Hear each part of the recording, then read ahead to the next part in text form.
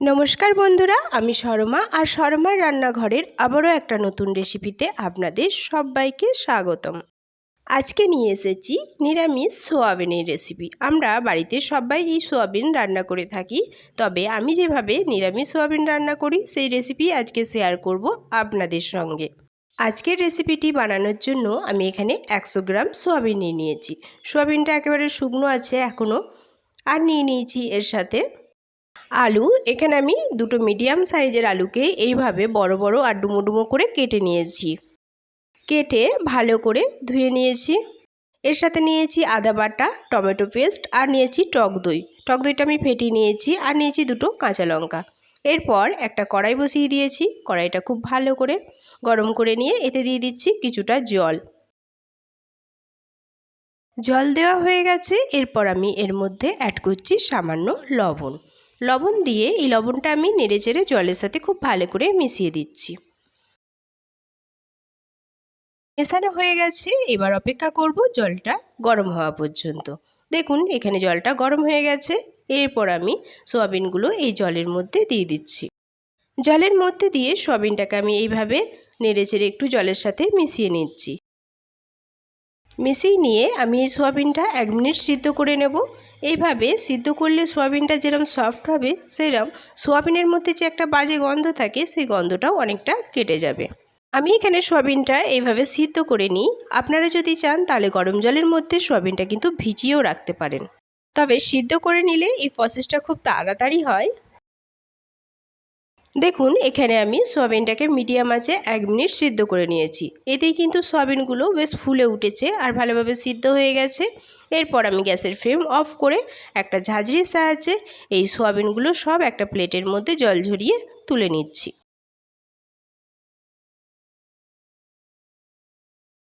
সবগুলো সোয়াবিন আমার তোলা হয়ে গেছে। এরপর এই সোয়াবিনটা আমি ঠান্ডা করে ফিরে আসছি। সোয়াবিনটা আমি এখানে ঠান্ডা করে নিয়েছি। এরপর এর মধ্যে আমি অ্যাড করছি ঠান্ডা জল। ঠান্ডা জল দিয়ে আমি এই সোয়াবিনটাকে খুব ভালো করে ধুয়ে নিচ্ছি।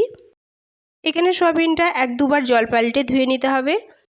সোয়াবিনটা যখন জলের মধ্যে ধোয়া হয়ে যাবে তখন এইভাবে সোয়াবিনের জলটাকে নিগড়ে নিয়ে এর ভেতরের যে জলটা আছে সেই জলটা সমস্তটা বার করে নিতে হবে। এইভাবে বার করে নিলে সোয়াবিনের যে একটা বাজে গন্ধ থাকে সেই বাজে গন্ধটা আর লাগবে না, আর এটা খেতে খুব সুন্দর লাগবে।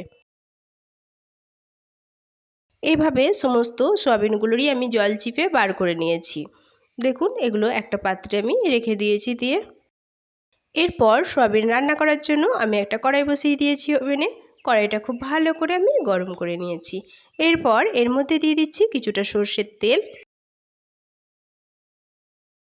সর্ষের তেল দিয়ে তেলটা আমি খুব ভালো করে গরম করে নিয়েছি। তেলটা এখানে আমার খুব ভালোভাবে গরম হয়ে গেছে। এরপর আমি এই তেলের মধ্যে দিয়ে দিচ্ছি ডুমো করে কেটে রাখা আলুগুলো। আমি এই রেসিপিতে আলু ব্যবহার করেছি। আপনারা যদি চান তাহলে আলু ছাড়াও এই রেসিপিটি করতে পারেন, তাতেও কিন্তু এটা খেতে খুব ভালো লাগে। এরপর এর মধ্যে আমি দিয়ে দিচ্ছি সামান্য লবণ আর দিয়ে দিচ্ছি সামান্য হলুদ গুঁড়ো। লবণ আর হলুদ গুঁড়ো দিয়ে আমি এই আলুটা খুব ভালো করে মিডিয়াম আঁচে ভেজে নেব। এইভাবে লবণ আর হলুদ দিয়ে আগে থেকে আলুটা ভেজে নিলে আলুটা যেরকম খেতে সুন্দর লাগে সেরকমই আলুটা সিদ্ধও হয়ে যায় তাড়াতাড়ি।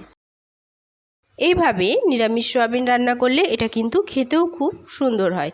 যে সোয়াবিন খায় না সেও কিন্তু হাত চেটে খাবে।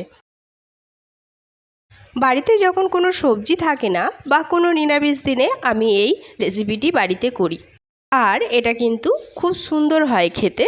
বাড়ির ছোট থেকে বড় সকলেই কিন্তু এটা পছন্দ করবে। দেখুন এখানে আমার আলুগুলো কতায় কতায় ভাজা হয়ে গেছে। এরপর তেল ঝরিয়ে আমি এই আলুগুলো একটা পাত্রের মধ্যে তুলে নিচ্ছি।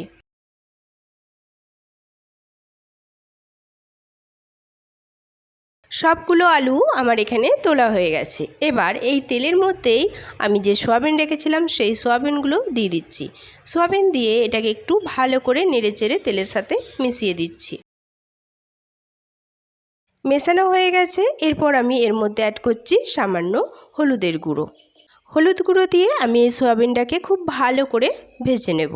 1 থেকে 2 মিনিট মিডিয়াম আঁচে সোয়াবিনটা ভাজলেই হবে। সোয়াবিনটা সিদ্ধর সময় আমি লবণ ব্যবহার করেছি, তাই আমি ভাজার সময় এখন আর লবণ ব্যবহার করলাম না এর মধ্যে। দেখুন এখানে আমার সয়াবিনগুলো খুব ভালো করে ভাজা হয়ে গেছে 1 থেকে 2 মিনিট। এরপর আমি এই সয়াবিনগুলো একটা পাত্রের মধ্যে তুলে নিচ্ছি। সবগুলো সয়াবিন আমার তোলা হয়ে গেছে। এরপর এই কড়াইয়ের মধ্যে আমি আবারও একটু তেল দিয়ে দিচ্ছি। তেল দিয়ে তেলটা আমি গরম করে নিয়েছি। এরপর এর মধ্যে ফোড়ন দিচ্ছি 1/2 চামচ জিরে, একটা তেজপাতা, একটা শুকনো লঙ্কা আর কয়েকটা গোটা গরম মশলা। এই গরম মশলার মধ্যে এখানে দিচ্ছি দারচিনি, এলাচ আর লবঙ্গ। ফোড়ন দিয়ে এই ফোড়নটা আমি খুব ভালো করে ভেজে নেব একটা সুন্দর গন্ধ ওঠা পর্যন্ত। দেখুন এখানে আমার ফোড়নটা খুব ভালো করে ভাজা হয়ে গেছে। এরপর আমি এর মধ্যে অ্যাড করছি হলুদের গুঁড়ো, আদা বাটা, আর দিচ্ছি জিরের গুঁড়ো, ধনিয়া গুঁড়ো, লঙ্কার গুঁড়ো, আর রঙের জন্য দিয়ে দিচ্ছি কাশ্মীরি লঙ্কার গুঁড়ো, আর দিয়ে দিচ্ছি সামান্য লবণ। আর এর মধ্যে আমি যে টমেটো পেস্ট করে রেখেছিলাম সেই টমেটো পেস্টটা দিয়ে দিলাম।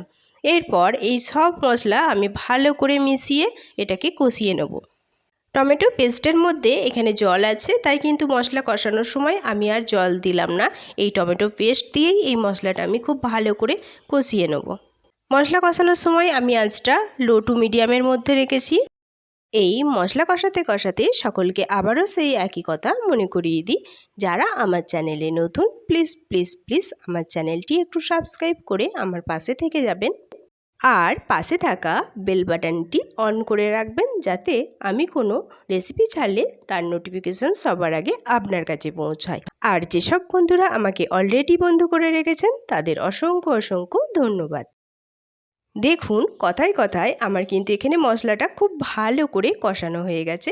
মশলা থেকে তেল ছেড়ে দিয়েছে আর মশলার কালারটা অনেকটা পরিবর্তন হয়ে গেছে। এরপর আমি এর মধ্যে অ্যাড করছি ফ্যাটানো টক দইটা। টক দই দিয়ে এবার নেড়েচেড়ে আমি খুব ভালো করে মিশিয়ে নিচ্ছি। টক দই দিলে দেখবেন মশলা থেকে আবারও জল ছেড়ে দেবে। এরপর এই মশলাটাকে আমি আবারও ভালো করে কষিয়ে নেব মশলা তেল ছেড়ে দেওয়া পর্যন্ত। মিডিয়াম আঁচে 1 থেকে 2 মিনিট কষালেই দেখবেন এটা তেল ছেড়ে দেবে। আমি মিডিয়াম আঁচে 1 থেকে 2 মিনিট কষিয়ে নিচ্ছি। দেখুন 1 থেকে 2 মিনিট কষানোর পর মশলা থেকে তেল ছেড়ে দিয়েছে আর মশলাটা খুব ভালোভাবে কষানো হয়ে গেছে। এই মশলা কষানোর কাছেই কিন্তু তরকারির টেস্ট নির্ভর করে। মশলাটা যত ভালো কষানো হবে তরকারির টেস্টটাও কিন্তু ততটাই সুন্দর হবে। আর এই পুরো রান্নাতে মশলা কষাতেই সবথেকে বেশি সময় লাগে। দেখুন মশলাটা খুব ভালো কষানো হয়ে গেছে। এবার আমি এর মধ্যে অ্যাড করছি ভেজে রাখা আলু আর সয়াবিন। আলু আর সয়াবিন দিয়ে এবার এটাকে নেড়েচেড়ে খুব ভালো করে মিশিয়ে নেব। মেশানো হয়ে গেলে এটাকে আমি আরও 2 থেকে 3 মিনিট ভালো করে কষিয়ে নেব। আঁচটাকে মিডিয়ামে রেখে আমি এই সয়াবিন আর আলু ভালো করে কষিয়ে নেব। এইভাবে নিরামিষ সয়াবিন রান্না করে দেখবেন, এটা কিন্তু খেতে খুব ভালো লাগে। পরোটা, রুটি বা ভাতের সাথে এই সয়াবিন কিন্তু খেতে অসম্ভব সুন্দর লাগে। দেখুন এখানে আমি সয়াবিনটা খুব ভালো করে কষিয়ে নিয়েছি। এরপর আমি এর মধ্যে অ্যাড করছি গরম জল। যে কোনো তরকারিতে গরম জল ব্যবহার করলে রান্নাটা যেরকম তাড়াতাড়ি হয় সেরকম এর টেস্টটাও খুব ভালো আসে, তাই আমি এখানে গরম জল ব্যবহার করেছি। গরম জল দিয়ে ভালো করে নেড়েচেড়ে মিশিয়ে নিয়েছি। এরপর আমি এর উপর দিয়ে দিচ্ছি 2টো চেরা কাঁচা লঙ্কা। কাঁচা লঙ্কা দিয়ে আমি এবার ঢেকে এটা মিডিয়াম আঁচে 10 মিনিট রান্না করে নেব। ফিরে আসছি 10 মিনিট পর। দেখুন ঢাকাটা খুলে দেখিয়ে দিচ্ছি, আমাদের সয়াবিন আলু অনেকটাই রান্না হয়ে গেছে। তরকারি থেকে কিন্তু তেলও ছেড়ে দিয়েছে। এরপর এটাকে আমি একটু ভালো করে নেড়েচেড়ে মিশিয়ে নিচ্ছি। দেখুন খুন্তির সাহায্যে দেখিয়ে দিই, আলুটাও কিন্তু খুব ভালোভাবে সিদ্ধ হয়ে গেছে আর তরকারির ঝোলটাও কিন্তু অনেকটা মুড়ে মাখো মাখো হয়ে গেছে। এরপর এর ওপর দিয়ে দিচ্ছি সামান্য গরম মশলা। গরম মশলা দিয়ে আবারও এটাকে নেড়েচেড়ে একটু মিশিয়ে নিচ্ছি। এই গরম মশলার সাথে আপনাদের কাছে যদি ধনিয়া পাতা থাকে তাহলে আপনারা ধনিয়া পাতাও অ্যাড করতে পারেন। ধনিয়া পাতা দিলে কিন্তু এটা খুব সুন্দর খেতে লাগে। আমার কাছে এখন ছিল না তাই আমি দিতে পারিনি। গরম মশলা দিয়ে আমার এটাকে খুব ভালো করে মেশানো হয়ে গেছে। আমাদের তরকারি রেডি হয়ে গেছে। এরপর আমি এটা ওভেন থেকে নামিয়ে নিচ্ছি। এরপর পরিবেশনের জন্য আমি একটা পাত্র নিয়ে নিয়েছি। এই পাত্রের মধ্যে এবার আমি এটা পরিবেশন করে নিচ্ছি। দেখুন এটা দেখতে কত সুন্দর হয়েছে, খেতেও কিন্তু হয়েছে অসম্ভব সুন্দর। যে কোনো নিরামিষ দিনে আপনারা এই সয়াবিন আলু রেসিপিটি করতে পারেন, এটা কিন্তু খেতে খুব সুন্দর লাগবে। ভাত, রুটি, নান, পরোটা বা রাইস যে কোনো জিনিসের সাথে এই সয়াবিন আলু আপনি পরিবেশন করতে পারেন। আর এই সয়াবিন তো বাচ্চাদের খুবই প্রিয়, বাচ্চাদেরও আপনারা এইভাবে রান্না করে দিতে পারেন। দেখুন আমার পরিবেশন করা হয়ে গেছে, এটা কত সুন্দর হয়েছে। আপনাদের সকলের কাছে অনুরোধ রইল একবার এই সয়াবিন আলু রেসিপিটি আমার মতো করে বাড়িতে ট্রাই করে দেখুন। আর আমার রেসিপিটি আপনাদের কেমন লাগলো তা অবশ্যই কমেন্টে জানাতে যেন ভুলবেন না। আজ এই পর্যন্তই, দেখা হবে আবারও একটা নতুন রেসিপি নিয়ে। ততক্ষণ সবাই সুস্থ থাকবেন, ভালো থাকবেন। সকলকে ধন্যবাদ।